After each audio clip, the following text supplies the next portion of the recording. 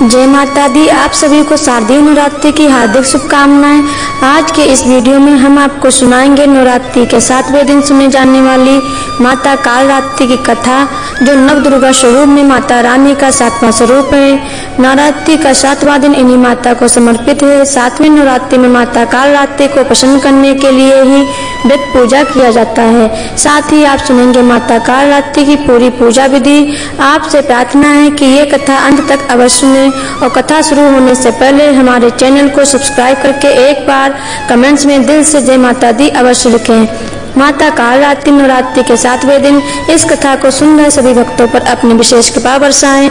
तो आइए अब शुरू करते हैं नवरात्रि के 7वें दिन पर नव दुर्गा के 7वें स्वरूप माता कालरात्रि की कथा। तो प्रेम से बोलिए श्री गणेशाय नमः। ओम जयंती मंगला काली भद्रकाली कपालिनी दुर्गा क्षमा शिवा धात्री स्वाहा सदा नमस्तुते। यह मंत्र मुख्य रूप से माता कालरात्रि को ही समर्पित है। कालरात्रि माता आदिशक्ति दुर्गा रानी का 7वां और सबसे भयंकर माने जाने वाला स्वरूप है। यह स्वरूप केवल दुष्टों और माता पार्वती पर श्रद्धा न रखने वालों के लिए ही भयंकर है। माता कालरात्रि के भक्तों के लिए माता प्रेम और ममता की सागर है और उनका यह रूप बहुत कल्याणकारी है। माता का नाम कालरात्रि है था, जिनके शरीर का रंग घने अंधकार की तरह एकदम काला है। माता कालरात्रि के सिर के बाल बिखरे हुए हैं और गले में विद्युत की तरह चमकने वाली माला है। अंधकार स्थितियों का नाश करने वाली है। माता कालरात्रि काल से भी रक्षा करने वाली है। महाशक्ति कालरात्रि इन देवी के 3 नेत्र हैं। तीनों ही नेत्र ब्रह्मांड के समान गोल हैं। इनकी सांसों से अग्नि निकलती रहती है। माता कालरात्रि गर्दभ यानी गधे की सवारी करती हैं। माता कालरात्रि के ऊपर उठे हुए दाहिने हाथ की वर मुद्रा भक्तों को मनोवांछित वरदान प्रदान करती है। माता कालरात्रि का दाहिने तरफ का नीचे वाला हाथ अभय मुद्रा में है, यानी माँ कालरात्रि के भक्त में से निडर और निर्भय है। यही माता रानी की इच्छा है। माता कालरात्रि के बाएं तरफ के ऊपर वाले हाथ में लोहे का कांटा तथा नीचे वाले हाथ में खड्ग है। इनका रूप भले ही भयंकर हो, लेकिन यह सदैव सुफल देने वाली माता है। इसलिए माँ कालरात्रि शुभंकारी भी कहलाई, अर्थात इनसे भक्तों को किसी भी प्रकार से भयभीत या आतंकित होने की कतई आवश्यकता नहीं है।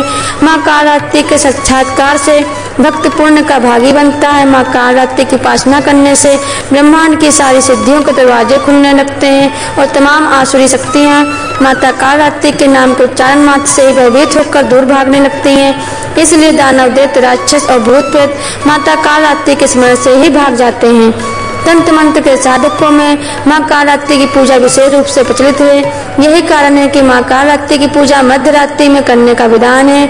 साथ ही यह भी माना जाता है कि माँ कालरात्रि की पूजा के समय से पहले प्राणों के नष्ट होने का भय भी खत्म हो जाता है, क्योंकि माँ कालरात्रि दुष्टों का विनाश करने वाली है। इसलिए हिंदू धर्म में इन्हें वीरता और साहस का प्रतीक माना जाता है।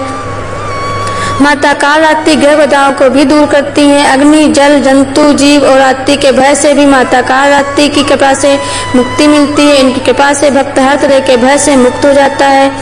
दुर्गा पूजा के 7वें दिन भक्त का मन सहस्त्रार चक्र में स्थित रहता है। इसलिए ब्रह्मांड की समस्त सिद्धियों के द्वार इस दिन खुलने लगते हैं। देवी कालरात्रि को व्यापक रूप से माता महाकाली, भद्रकाली, भैरवी, रुद्राणी, चामुंडा, चंडी और दुर्गा के कई विनाशकारी रूपों में से एक माना जाता है। रोधी, धूम्र, बलना कालरात्रि माँ के अन्य कम प्रसिद्ध नामों में से एक है।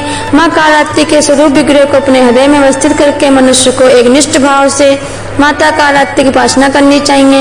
यम नियम संयम का माँ कालरात्रि के भक्तों को खास पालन करना चाहिए। माँ कालरात्रि की पूजा में मन, वचन और काया की पवित्रता रखनी अत्यंत आवश्यक है। माँ कालरात्रि की उपासना से होने वाले शुभों की गणना नहीं की जा सकती। हमें निरंतर इनका स्मरण, ध्यान और पूजन करना चाहिए। माँ कालरात्रि कथा के अनुसार एक रक्त बीज नाम का राक्षस था।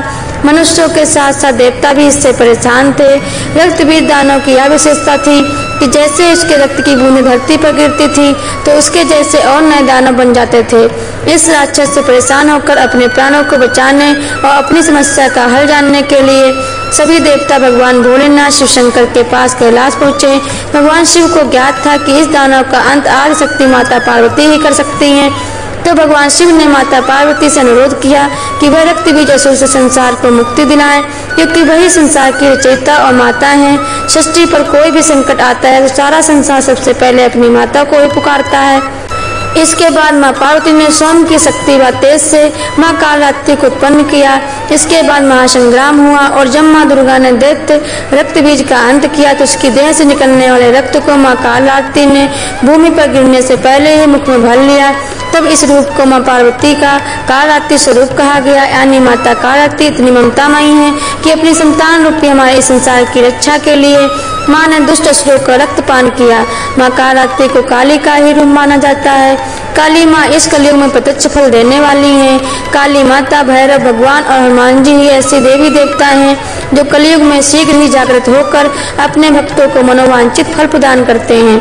इन कालरात्रि माता के नाम व रूप अनेक हैं, किंतु लोगों की सुविधा व जानकारी के लिए इन्हें भद्रकाली, दक्षिण काली, मातृकाली व महाकाली भी कहा जाता है। दुर्गा सप्तशती में महिषासुर के वध के समय मां भद्रकाली की कथा का वर्णन मिलता है कि असुरों ने संग्राम के समय महाभयानक दैत्य समूह देवी मां को रणभूमि में आते देखकर उनके ऊपर ऐसे बाणों की वर्षा करने लगा जैसे बादल मेरुगिरी के शिखर पर पानी की धार की वर्षा कर रही हो।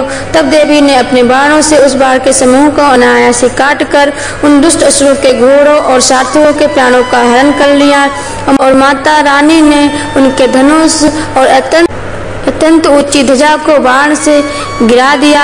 माता रानी ने धनुष कट जाने पर उन असुरों को बाणों द्वारा भीन डाला और भद्रकाली ने शूल का प्रहार किया। महाकालरात्रि के शूल वार से राक्षसों के शूल के सैकड़ों टुकड़े हो गए और महादैत्य प्राणों से हाथ धो बैठा। आइए अब जानते हैं नवरात्रि के 7वें दिन पर माँ कालरात्रि की पूरी पूजा विधि। माँ कालरात्रि की पूजा के लिए सुबह 4 से 6 बजे तक का समय उत्तम माना जाता है। इस दिन प्रातः काल जल्दी स्नान आदि करके माँ कालरात्रि की पूजा के लिए लाल रंग के कपड़े पहनने चाहिए। इसके बाद माँ कालरात्रि के समय घी का दीप प्रज्वलित करें। अब फल फूल मिष्ठान आज विधि से पूर्वक माँ कालरात्रि का पूजन करें। पूजा के समय मंत्र जाप करना चाहिए, फिर माँ काली की आरती करनी चाहिए। इस दिन काली चालीसा, सिद्ध कुंजिका स्तोत्र का अगला स्तोत्र आदि चीजों का पाठ भी करना चाहिए। इसके अलावा सप्तमी की रात में तिल के तेल या सरसों के तेल की अखंड ज्योति भी माँ कालरात्रि की प्रसन्नता के लिए जलानी चाहिए। माँ कालरात्रि को गुड़ व हलवे का भोग लगाना चाहिए, इससे वह प्रसन्न होकर भक्तों की मनोकामनाएं पूरी करती हैं। माँ कालरात्रि की पूजा में इन मंत्रों से की जानी चाहिए। या देवी सर्वभूतेषु माँ कालरात्रि रूपेण संस्थिता, नमस्तस्यै नमस्तस्यै नमस्तस्यै नमो नमः। अगर आपको हमारी यह व्रत कथा पसंद आई है तो ऐसी ही और व्रत कथाओं को सुनने के लिए हमारे चैनल को सब्सक्राइब जरूर करें। धन्यवाद।